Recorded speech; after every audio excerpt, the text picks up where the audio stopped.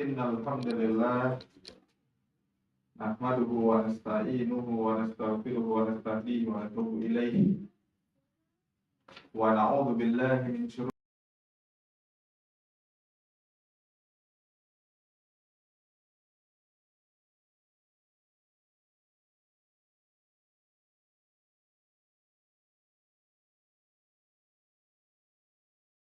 anfusina wa min sayyiati a'malina.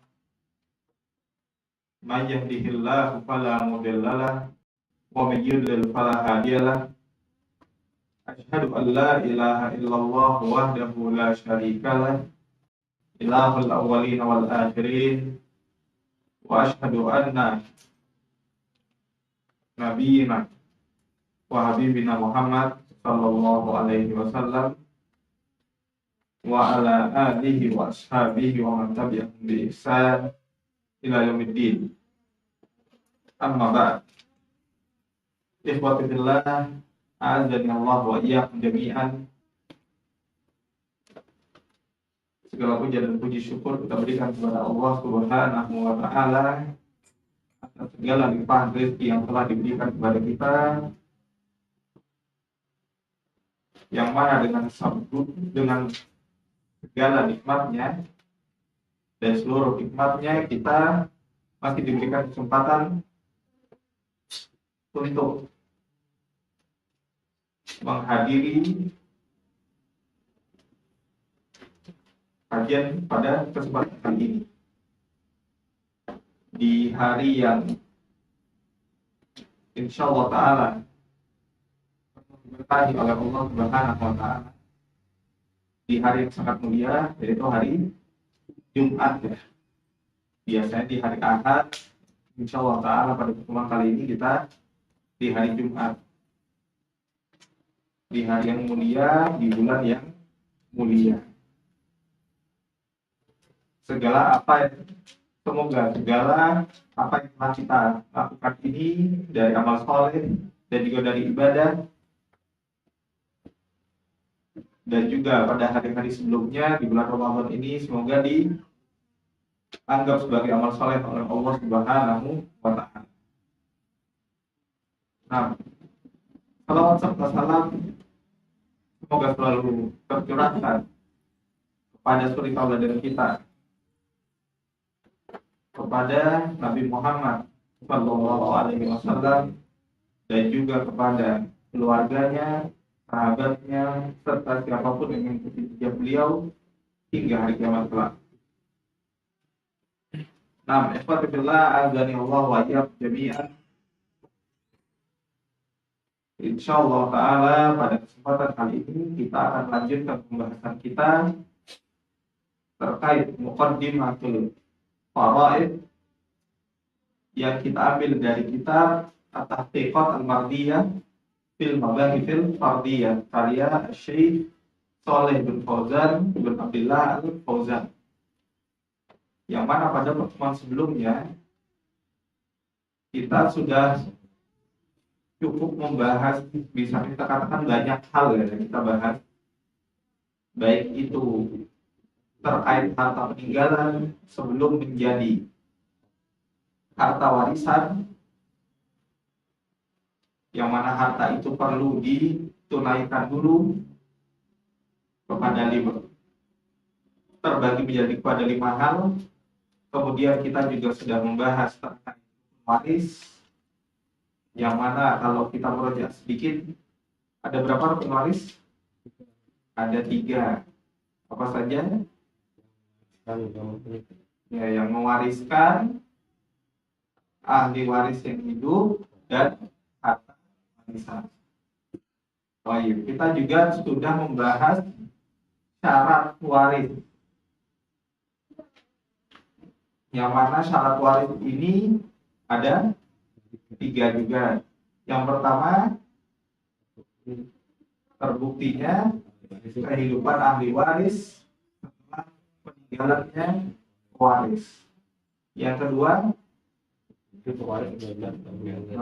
terbuktinya pewaris sudah meninggal. Dan yang ketiga, pengetahuan terkait hukum waris. Nah, apa yang sedang kita lalui ini ya, masuk kepada syarat ketiga. Bisa masuk kepada syarat ketiga ini. Dan juga pada pertemuan sebelumnya, di akhir pembahasan kita membahas terkait sebab-sebab waris. Yang mana sebab-sebab waris yang disepakati itu ada 3 juga. Yang pertama, pernikahan. Yang kedua, pembebasan budak. Yang ketiga, asal. Nah, dan bagian yang 3 ini adalah bagian yang paling banyak mewakili ahli waris. Yang mana insya Allah Ta'ala pada kesempatan kali ini, jika diberikan kesempatan, kita akan lebih banyak membahas di sisi itu. Karena insya Allah Ta'ala pada kesempatan kali ini kita akan menuntaskan mukadimah, bisa kita katakan bagian yang terakhirnya, yang belum kita bahas, yaitu penghalang dari waris. Setelah pembahasan penghalang dari waris itu, baru dia kita masuk ke, bisa kita katakan, salah satu bagian dari inti faraid itu. Udah mulai masuk ke ashabul furud, ashabul taksim, siapa yang mendapatkan bagian sekian, siapa yang mendapatkan bagian sekian, dan lain sebagainya. Yang mana mungkin kita singgung sedikit, karena kalau kita pelajari lebih dalam, mungkin 1-2 pertemuan tidak akan cukup. Ya, akan sangat luas kalau kita sudah masuk ke intinya itu. Nah, ikhwatillah azanillah wa iyyakum jami'an. Maka insyaallah ta'ala kita awali pertemuan kita kali ini dengan pembahasan terkait penghalang waris, yang mana sebagaimana sebelum-sebelumnya ketika kita membahas penghalang waris, kita mulai dari definisi dari penghalang atau mani. Baik, mani atau penghalang secara bahasa disebut oleh sebagian ulama sebagai al-ha'il. Al-ha'il. Ha'il itu secara bahasa mungkin kita artikan pembatas, atau terkadang kita menyebutnya sitak.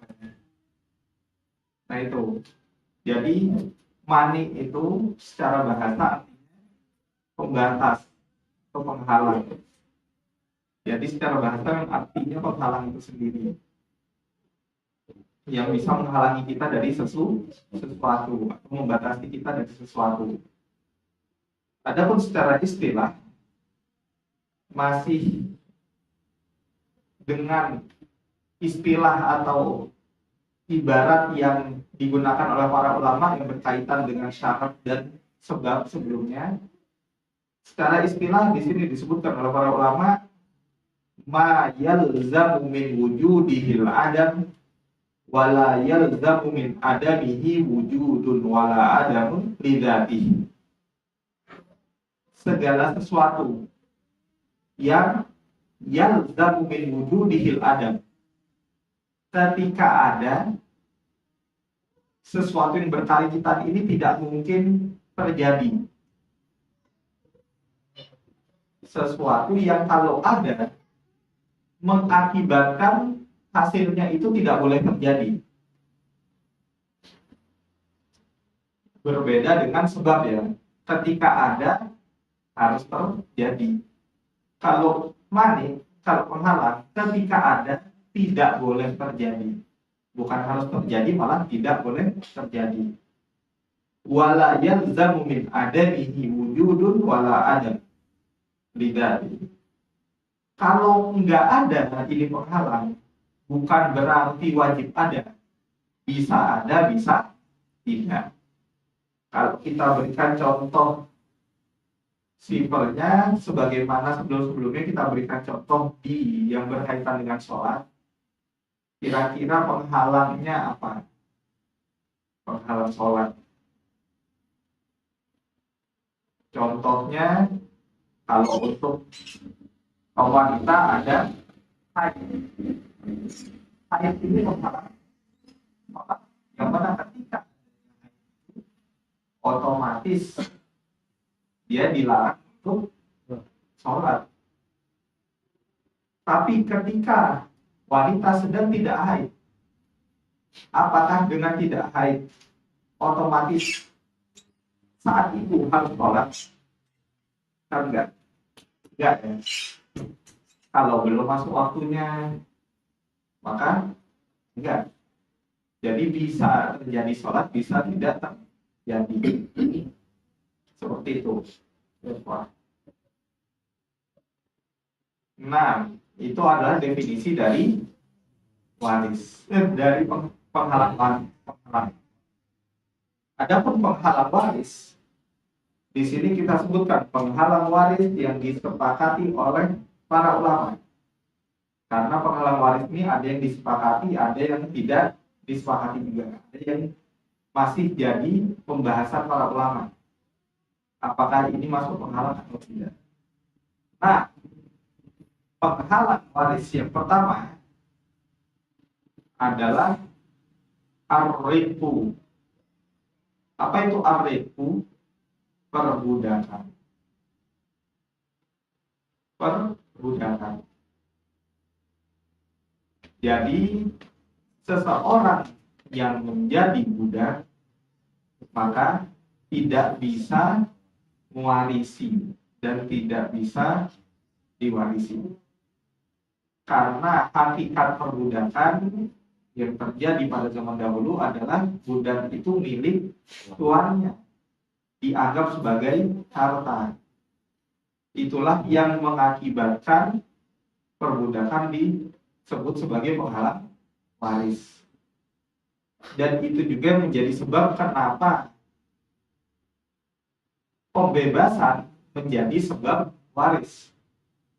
Karena ketika seseorang dibebaskan oleh tuannya, seorang budak dibebaskan oleh tuannya, seakan-akan wujudnya yang sebelumnya tidak ada dijadikan ada kembali sama tuannya.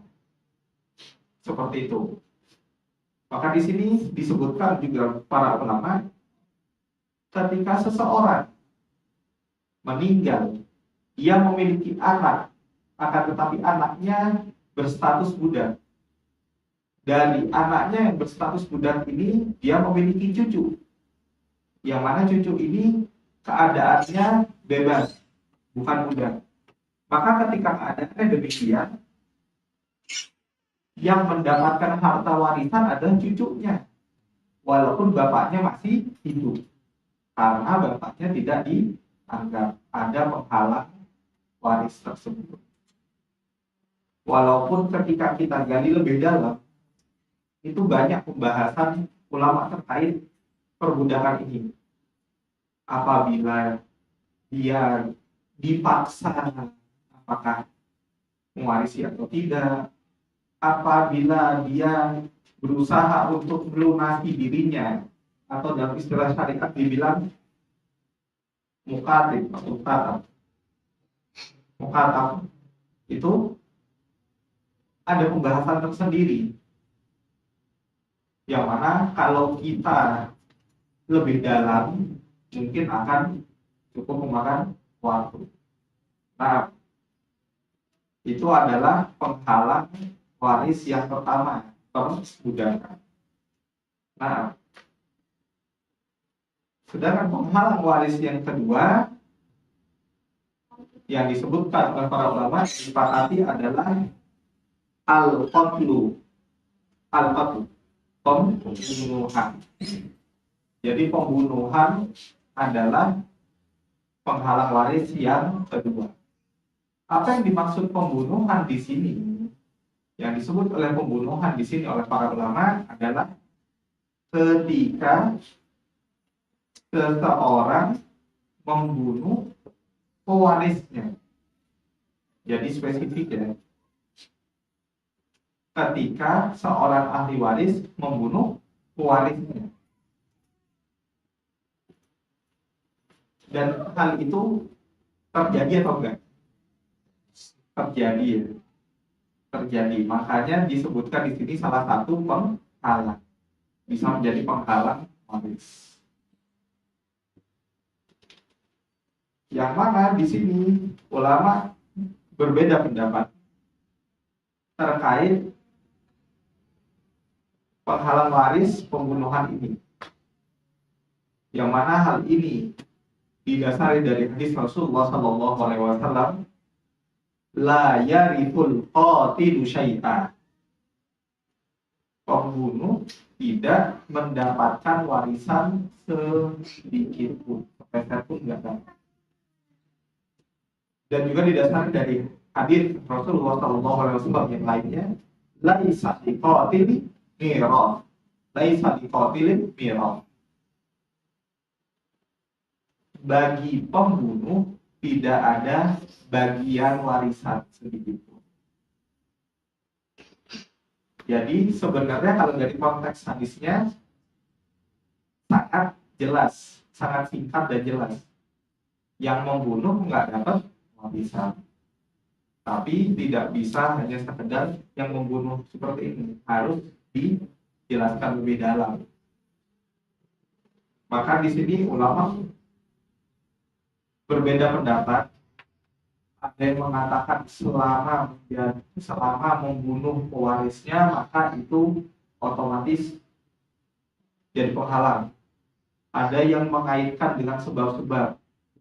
Akan tetapi bisa kita katakan di sini yang lebih mendekati kepada kebenaran, wallahu a'lam, yang rajih adalah ketika seorang ahli waris membunuh pewarisnya dengan cara yang batil, dengan cara yang tidak benar. Bagaimana maksudnya dengan cara yang tidak benar? Contohnya dia membunuh karena apa, atau membunuh dengan tidak sengaja, yang mana pewarisnya ini tidak berhak untuk dibunuh. Tetapi ketika pewarisnya berhak, contoh, misalkan si ahli waris ini dia bekerja sebagai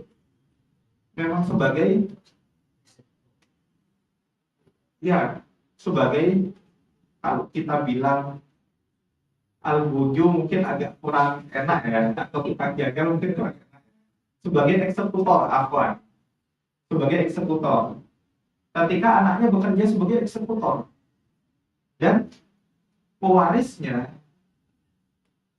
melanggar hukum syariat, apakah ia sudah menikah kemudian berzina, atau dia membunuh dengan cara yang batil yang mana terjadi padanya hukum kisos. Ketika itu terjadi, otomatis ahli waris ini mau tidak mau harus melaksanakan tugasnya ya untuk mengeksekusi pewarisnya. Maka di saat demikian itu terjadilah pembunuhan dengan cara yang tepat. Ketika yang terjadi demikian, maka tidak terhitung.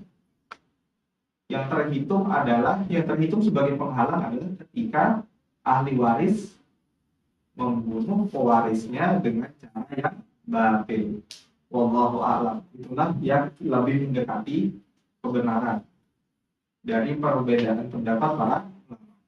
Walaupun ada ulama yang menggeneralisir, ada yang sangat membuat lebih spesifik lagi, yang mana kalau kita sebutkan satu persatu akan banyak memakan waktu. Nah, itu adalah penghalang waris kedua yang disepakati oleh para ulama. Penghalang waris yang ketiga yang disebutkan oleh para ulama ialah ikhtilafuddin. Apa itu ikhtilafuddin? Perbedaan agama. Perbedaan agama tidak termasuk ke dalam penghalang waris. Jadi la yarithul kafirul muslim wala muslimul kafir. Ahli waris yang kafir tidak bisa mendapatkan warisan, begitupun sebaliknya. Jadi perbedaan agama itu menjadi penghalang waris. Dalam hal ini yang dijadikan perbedaan pendapat agama adalah kalau misalkan sama-sama kafir cuman beda agama.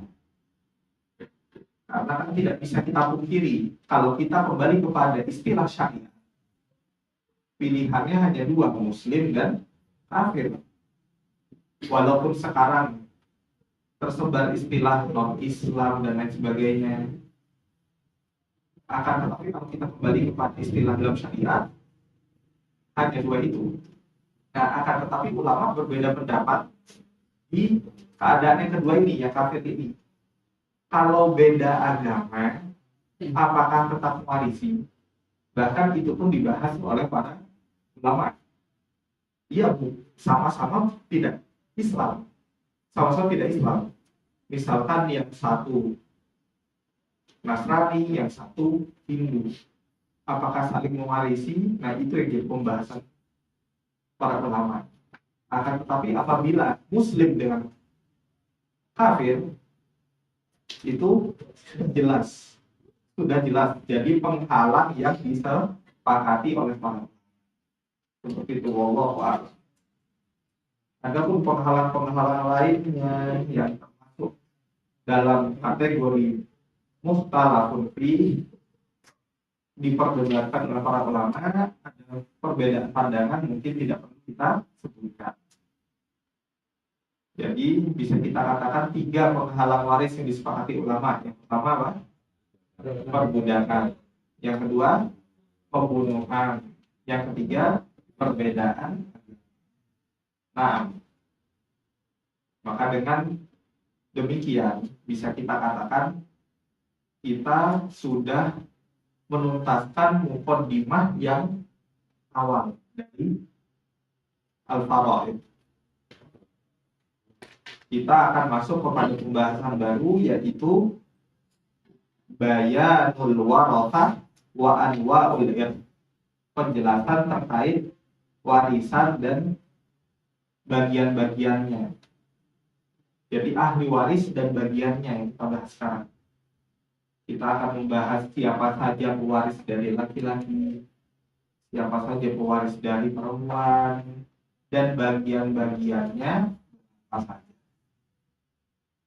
Yang mana pembagian ini didasari, sebagaimana telah kita sebutkan di pertemuan pertama, didasari dari surat An-Nisa ayat 11, ayat 12, dan juga ayat terakhir. Berapa ayat itu? Ayat terakhir itu ayat berapa? 176. Yang mana di sini mungkin bisa kita baca dulu bersama-sama biar ada gambaran dulu.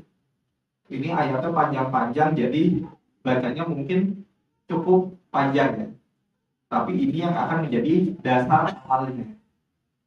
Kita mulai dari surat An-Nisa ayat 11, di mana di sini Allah Subhanahu wa taala yusikumullahu fi auladikum lidzakari mithlu hadzil unthayain. Allah mensyariatkan padamu tentang pembagian warisan,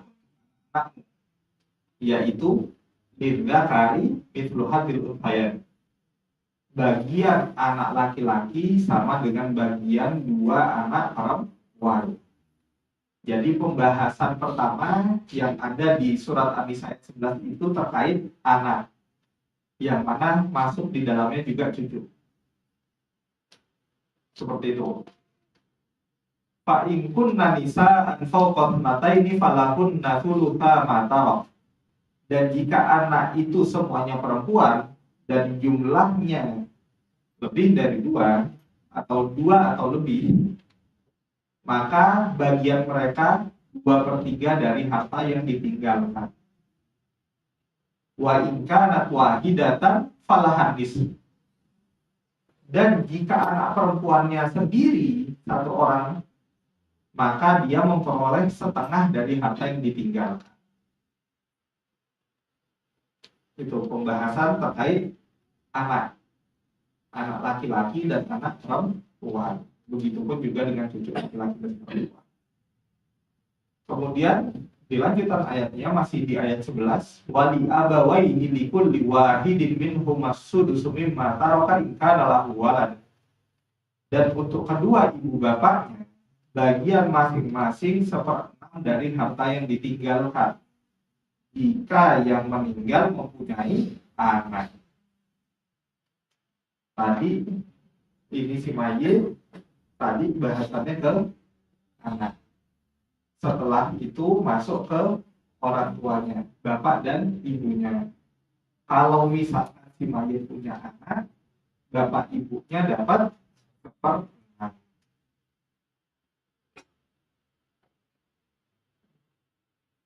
Fa in lam yakun lahu walad wa warithahu abawahu fali ummihi thuluth.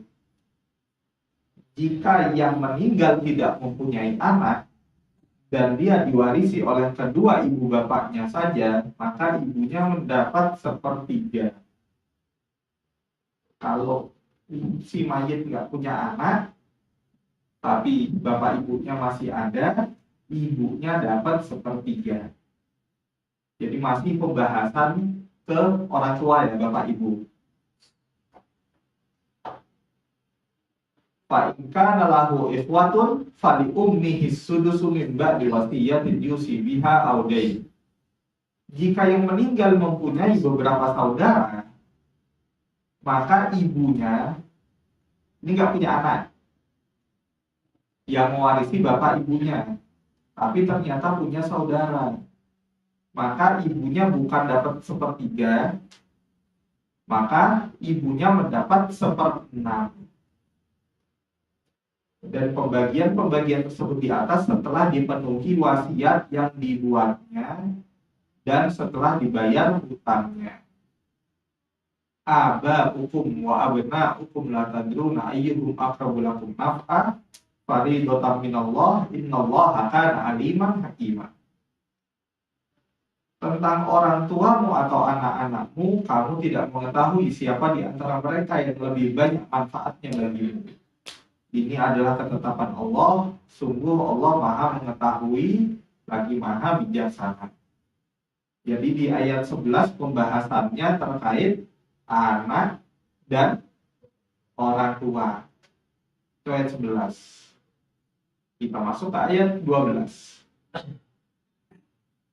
Allah Ta'ala walakum nisfu ma taraka azwajukum illam yakun lahunna walad.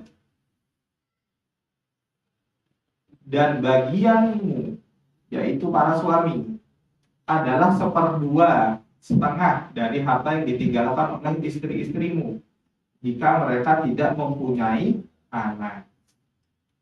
Jadi suami kalau ditinggal oleh istrinya dan posisinya tidak memiliki anak, dapat 1/2 dari harta istrinya. Fa in kana lahunna waladun falakumur rubu mimma tarak min ba'di wasiyati yusina biha aw dain. Jika mereka istri-istrimu itu mempunyai anak, maka kamu mendapat 1/4 dari harta yang ditinggalkan setelah dipenuhi wasiat yang mereka buat dan setelah dibayar hutangnya. Berarti kalau ada anak jadi 1/4, kalau nggak ada anak. Setelahnya, walahunna rubu'u mimma taraktum illam yakul lakum walad. Dan para istri memperoleh 1/4 harta yang kamu tinggalkan jika kamu tidak mempunyai anak. Berarti kalau yang meninggal suami, istrinya dapat 1/4 kalau tidak punya anak. Fa in kana lakum waladun falahunna thumnu mimma taraktum min ba'di wasiyatin tusuna biha aw dain. Jika kamu mempunyai anak, maka para istri memperoleh 1/8 dari harta yang kamu tinggalkan setelah dipenuhi wasiat yang kamu buat atau setelah dibayar hutang-hutang. Jadi kalau ada anak, istri dapatnya 1/8. Kemudian dilanjutkan, tadi pembahasan suami sudah, pembahasan istri juga sudah. Wa in kana rajulun yuratu halalatan aw imra'atu wa lahu akhun aw ukhtun falikulli wahidin minhum as-sudus. Jika seseorang meninggal, baik laki-laki maupun perempuan, dan keadaannya kalalah. Apa itu kalalah? Tidak meninggalkan orang tua, tidak juga meninggalkan anak. Jadi jika seseorang meninggal, baik itu laki-laki atau perempuan, orang tuanya sudah nggak ada, anaknya pun nggak ada. Itu istilah kalalah.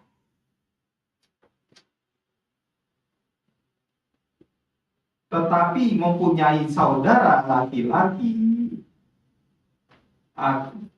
atau saudara perempuan, di sini disebutkan maksud dari saudara laki-laki dan saudara perempuan ini yang seibu, satu ibu beda bapak.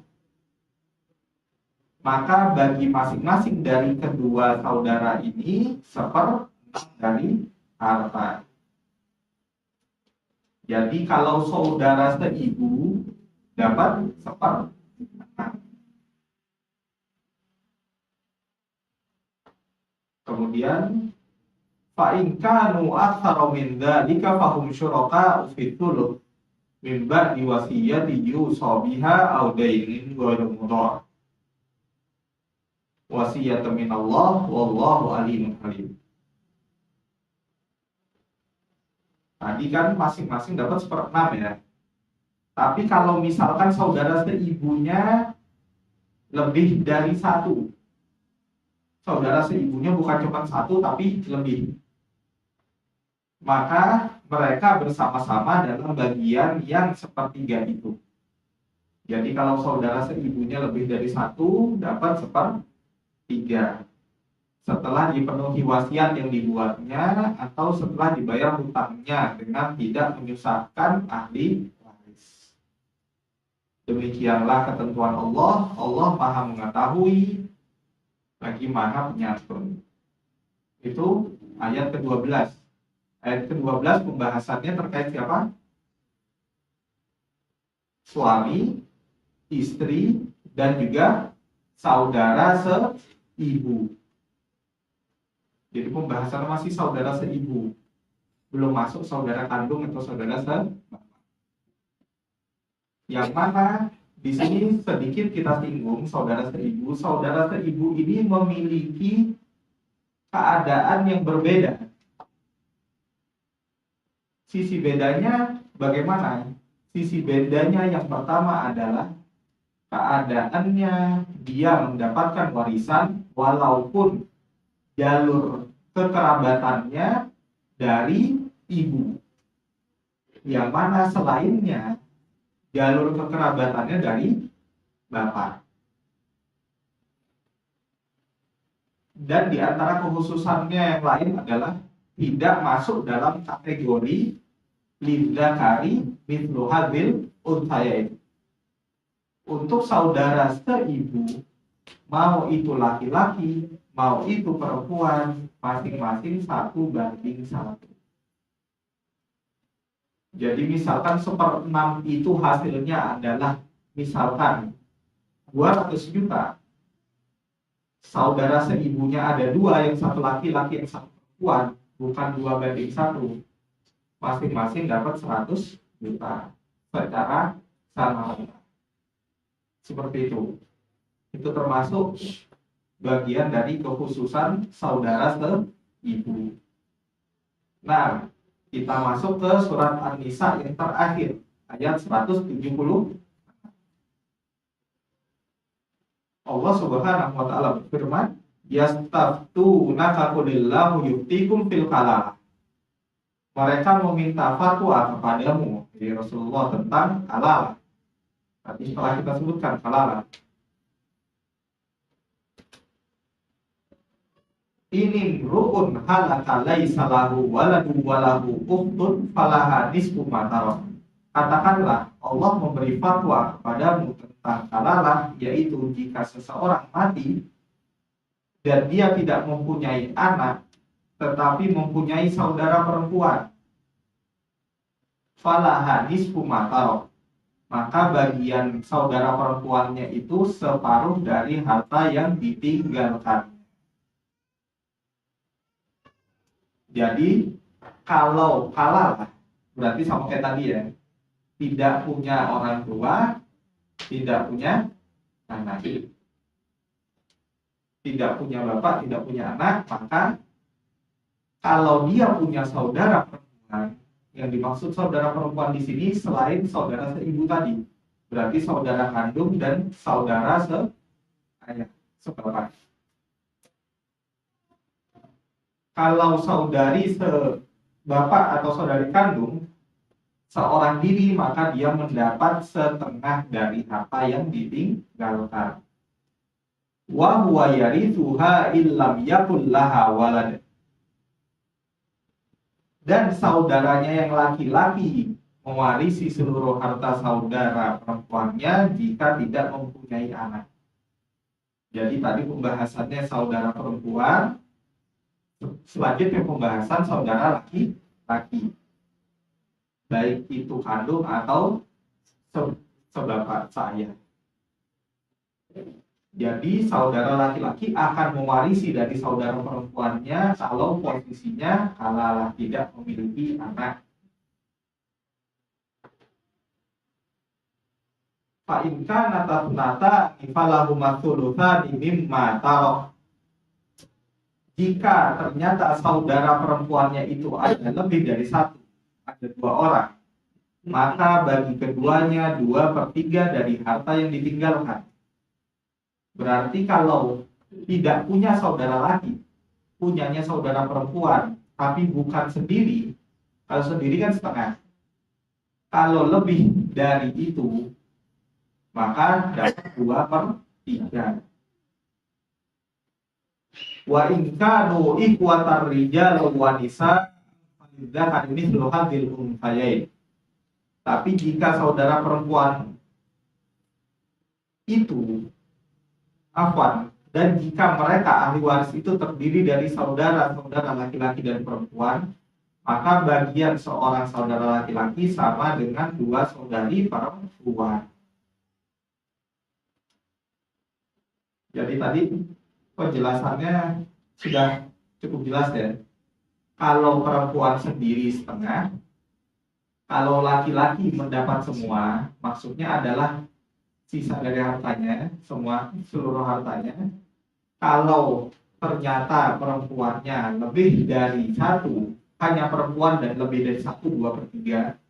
Kalau ternyata ada perempuan, ada laki-laki, ya diambil semua, bandingannya 2/1.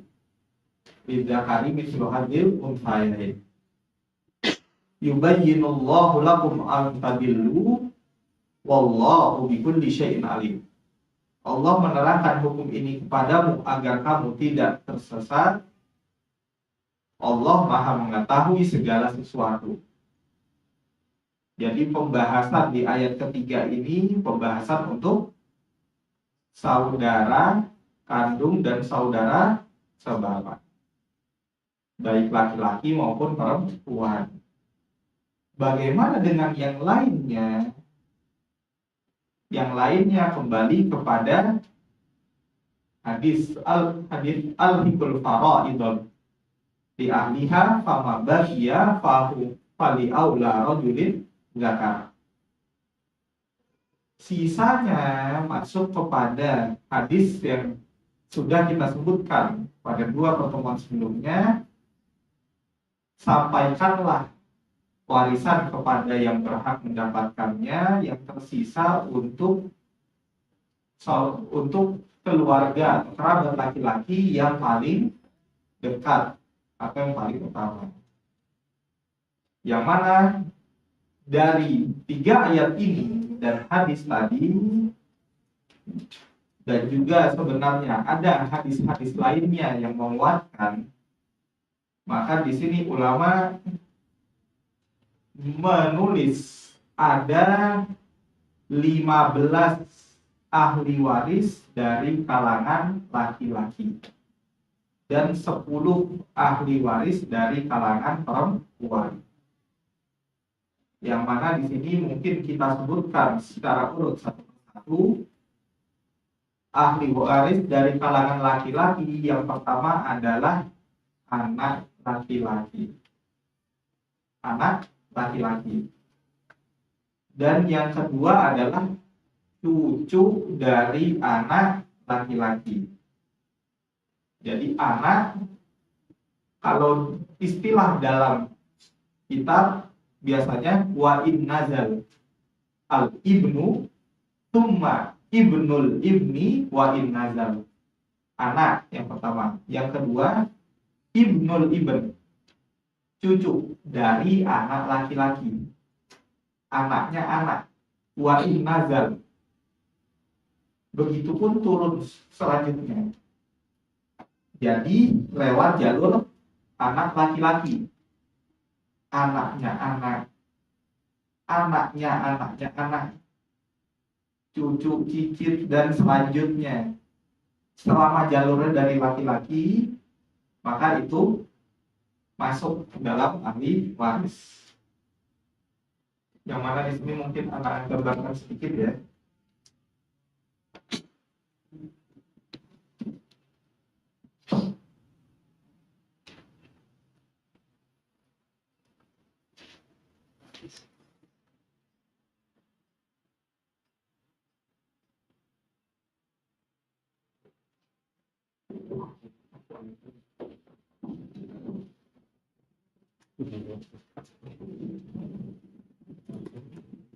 Kita katakan ini mayit.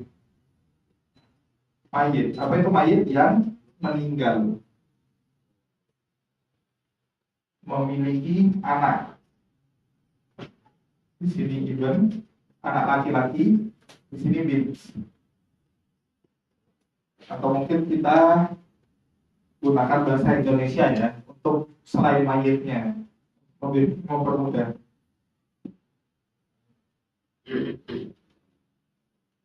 Di sini ada anak perempuan, di sini ada anak laki-laki. Yang mana kita tadi sudah sebutkan anak laki-laki dan anak perempuan ini sama-sama mendapatkannya. Tapi kalau cucu yang masuk adalah dari sini. Ya, misalkan di sini ada anak laki-laki, ini masuk. Tapi kalau di sini ada anak laki-laki, tidak masuk. Karena istilahnya ini ibnul ibn. Kalau ini ibnul bint. Ibnul bint itu nggak masuk. Jadi anak atau cucu dari anak perempuan tidak masuk. Begitupun selanjutnya ke bawah. Ke bawahnya adalah jalur anak laki-laki itu. Seperti itu. Kemudian yang ketiga yang menjadi ahli waris dari kalangan laki-laki 8. Yang keempat kakek dari bapak wa in ala. Begitupun ke atasnya. Jadi kalau kita gambarkan di sini ada bapak, ada ibu. Biasanya dari sini ada ibu, ada bapak. Dari sini juga ada ibu, ada bapak. Kakek yang dimaksud di sini adalah bapaknya bapak ini. Adapun ini termasuk ke dalam keluarga jauh.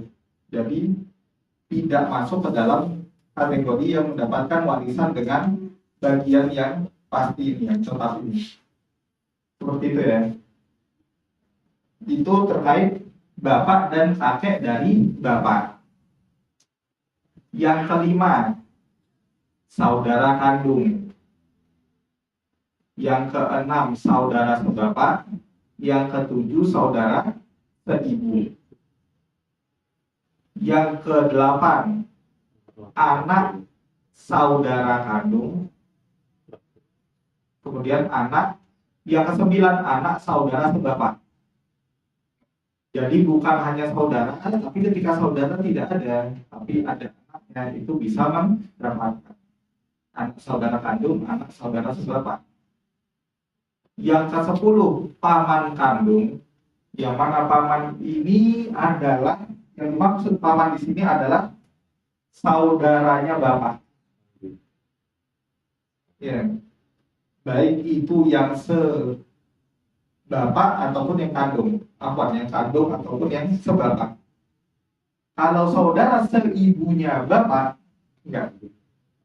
Jadi disebut amus syakik sama am li'ab. Saudaranya bapak yang kandung atau yang sebapak.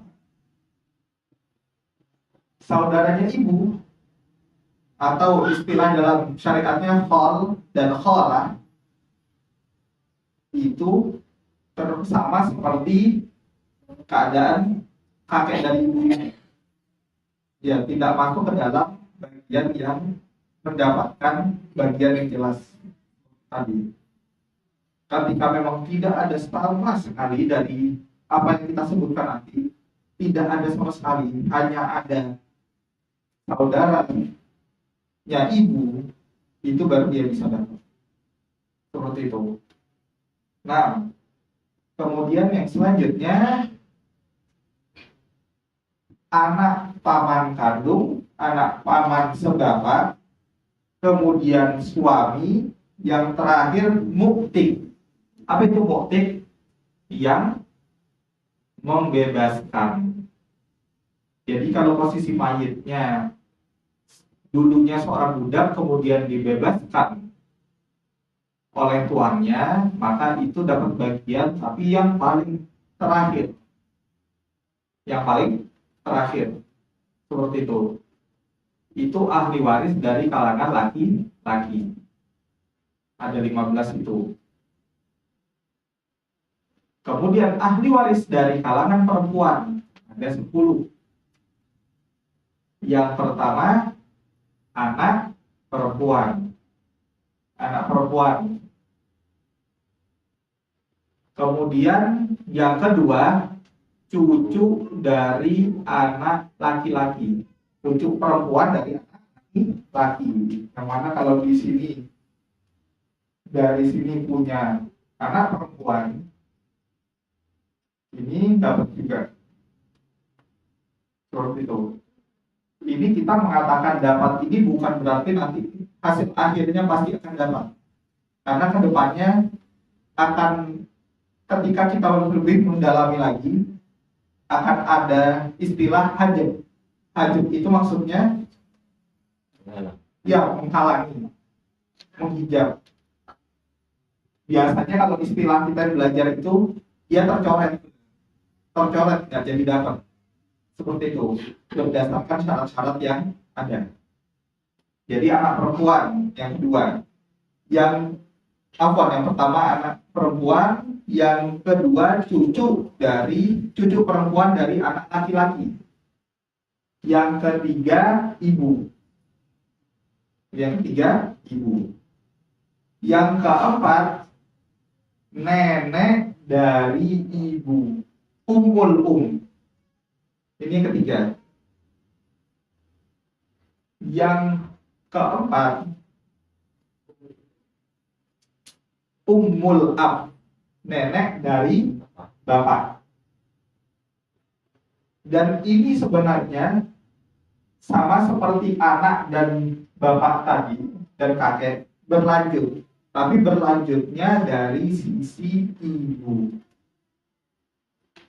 Jadi misalkan buyutnya masih ada atau atasnya lagi, nenek moyangnya masih ada, misalkan Allah berikan umur panjang, Selama jalurnya ibu semua, itu dapat umul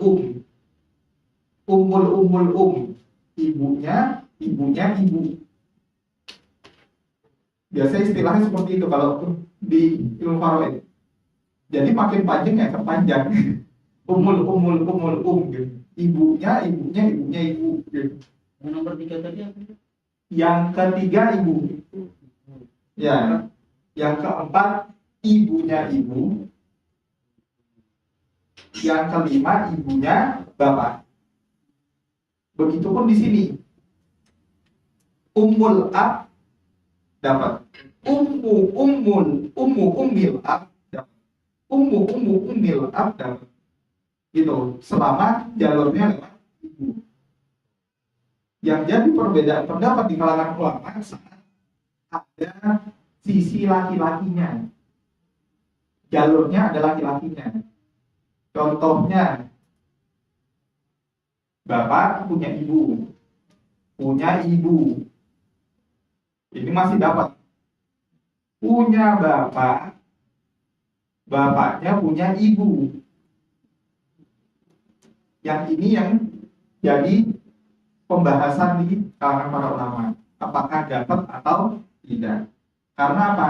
Dihalangi dengan satu laki-laki. Seperti itu. Begitupun juga yang di sini. Sama juga. Seperti itu. Sudah mulai kebayang ya. Bingungnya.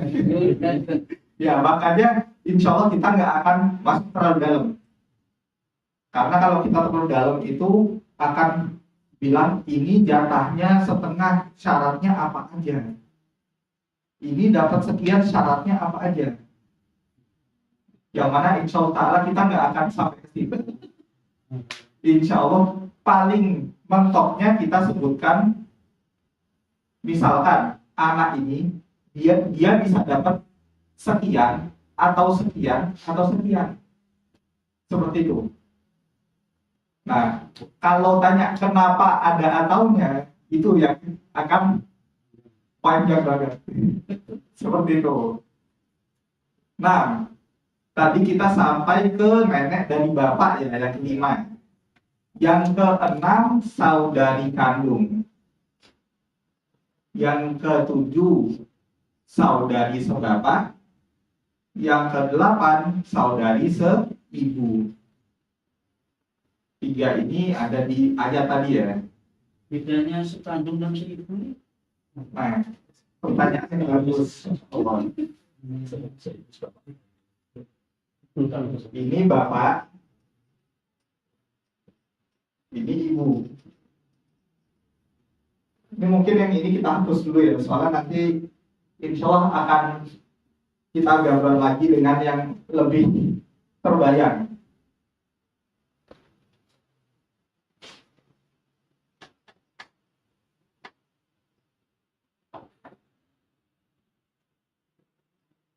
Ini bapak, ini ibu. Punya anak. Anak ini kita katakanlah si mayit ini. Ya, si mayit ini. Ternyata si mayit ini tidak seorang diri. Dia 3 bersaudara. Saudara yang laki-laki disebut akhun syakik. Saudara kandung laki-laki. Yang perempuan disebut ukhat syakikoh. Saudari kandung. Ini saudara kandung, saudari kandung. Bapak sama ibunya sama.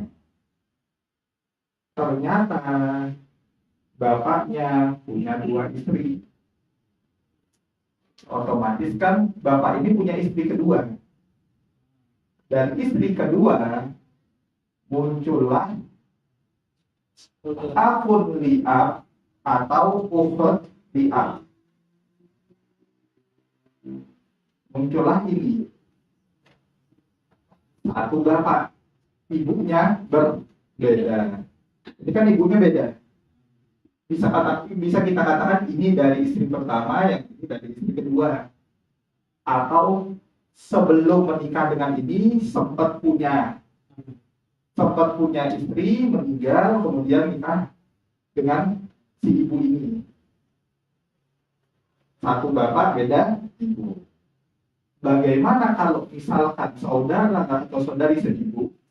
Ya seperti ini. Kalau ini tidak mungkin ta'adud ya. Keadaannya adalah bisa jadi cerai, bisa jadi ditinggal menikah. Gitu. Maka di sini ada akun atau ukhtun li'um. Seperti itu. Satu ibu beda bapak. Seperti itu. Makanya di sini yang dibilang masuk kekhususan dalam ayat itu karena memang jalurnya dari ibu saja, makanya memiliki kekhususan. Yang mana kekhususannya ini sejalan dengan ibunya. Seperti itu. Nah, itu terkait saudara atau saudari seibu. Yang ke-9 istri, yang ke-10 mu'tiqah, yang membebaskan budak. Tapi ini hitungannya tuannya adalah perempuan. Seperti itu. Itu 10 ahli waris dari bagian perempuan. Itu. Mungkin kalau kita ulang lagi, laki-laki 12, laki-laki 15, perempuan 10. Panjang lagi. Sekarang kita masuk ke pembagiannya. Tadi cuma yang laki siapa, yang perempuan siapa. Sekarang lebih spesifik. Yeah. Lebih spesifik ini maksudnya gimana? Kita akan mengatakan macam-macam bagian warisan. Apa maksudnya macam-macam bagian warisan? Sebenarnya warisan itu terbagi menjadi 4 macam.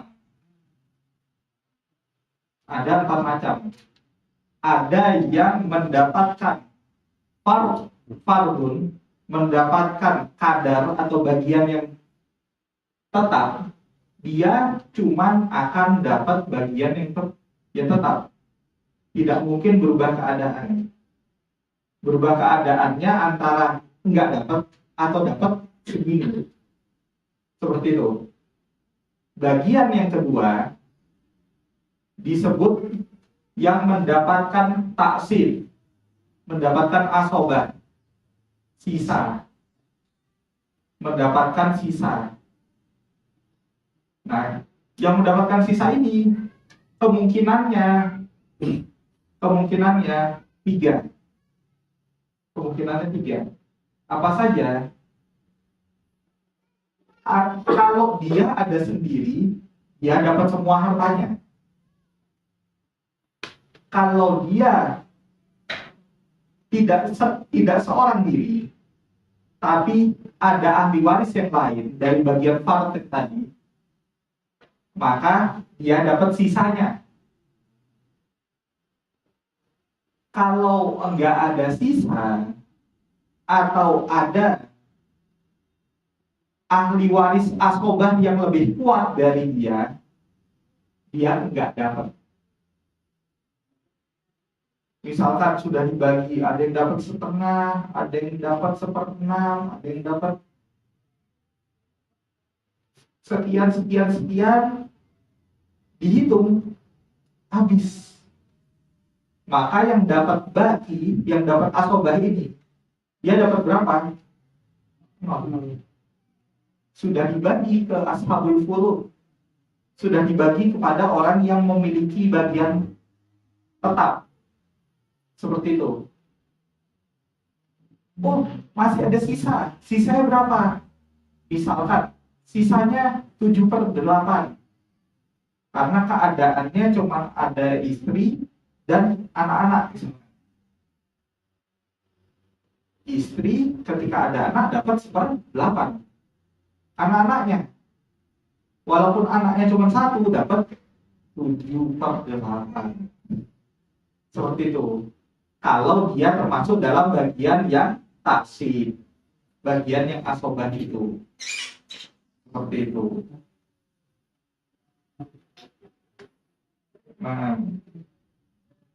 Nah, ada bagian yang ketiga.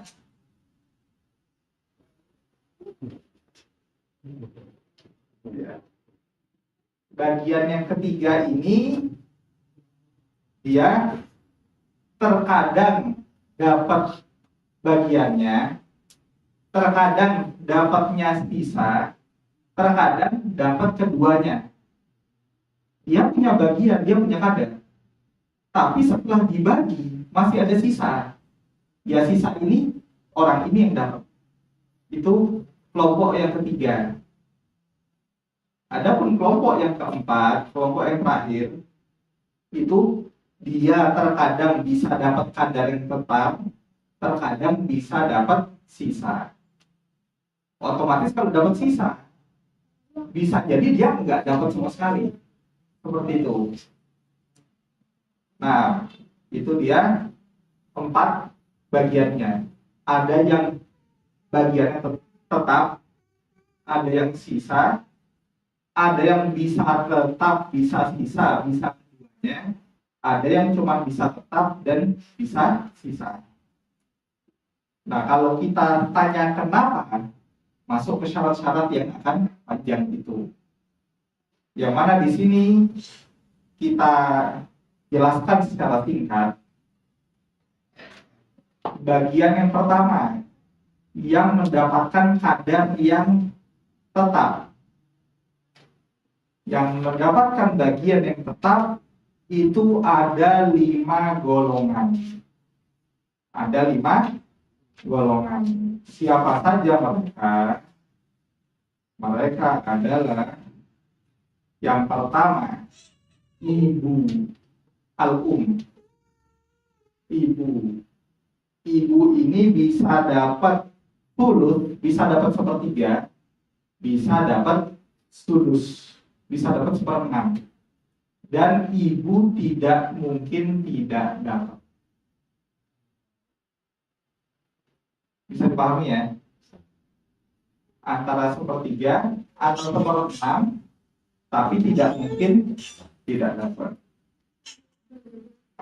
Kemudian yang kedua,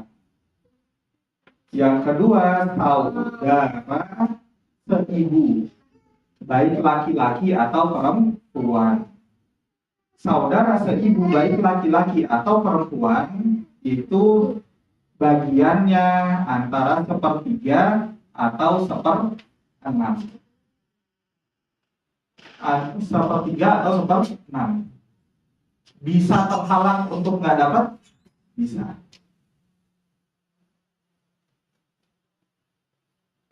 Yang ketiga, nenek, baik dari kalangan bapak atau dari kalangan jangan dicabut. Nenek dari kalangan bapak atau dari kalangan ibu, bagiannya 1/6. Dia berbeda dengan keadaan ibu, dia tidak bisa 1/3, tapi hanya 1/6. Mungkin terhapus, mungkin kalau ada ibu. Seperti itu. Yang keempat, suami. Bagiannya adalah 1/2 atau 1/4. Dan tidak mungkin tidak dapat. Seperti itu, tidak bisa dihapus. Itu suami. Yang kelima, istri. Bagiannya adalah 1/4 atau 1/8. Dan tidak mungkin tidak dapat. Sudah 5 ya. Ibu, saudara seibu baik laki-laki atau perempuan, nenek baik dari bapak atau dari ibu, suami, dan istri. 5 ini bagiannya tetap, tidak mungkin jadi sisa. Tapi ada yang mungkin tidak dapat, ada yang pasti dapat. Yang pasti dapat tadi ibu, suami, dan istri. Seperti itu bagian yang mendapatkan kadar yang tetap. Yang bagian mendapatkan sisa ada 12. Ada 12. Bisa kita katakan sama seperti yang laki-laki 15 itu, dikurangi suami, bapak, dan saudara seibu. Jadi di sini kalau kita sebutkan satu persatu, ada anak laki-laki, ada cucu laki-laki dari anak laki-laki, ada saudara kandung, saudara sebapak, anak saudara kandung, anak saudara sebapak, paman kandung, paman sebapak, anak laki-laki dari paman kandung, anak laki-laki dari paman sebapak. Ada muktik, orang yang membebaskan, baik yang laki-laki maupun yang perempuan. Jadi yang di bagian sisa, kadarnya dia pasti mendapatkan sisa, dan kalangan perempuan hanya satu, yaitu orang yang membebaskan budak. Itu 12 yang mendapatkan pasti mendapatkan sisa. Kelompok ketiga, yaitu pihak yang terkadang mendapatkan kadar yang tetap, kadang mendapatkan sisa, kadang dapat tetap, kalau ada sisa diambil juga. Itu ada 2. Dan dua-duanya keadaannya sama. Keadaannya sama. Hanya yang satu lebih kuat dari yang satunya. Apa itu? Dia adalah bapak dan kakek. Bapak dan kakek, dia dapat 1/6. Dia dapat 1/6, bisa juga dapat sisa harta, bisa dapat 1/6 plus sisa harta. Gimana maksudnya plus sisa harta? Kalau misalkan ada anak laki-laki dan anak perempuan, dia hanya dapat 1/6. Hanya ada anak perempuan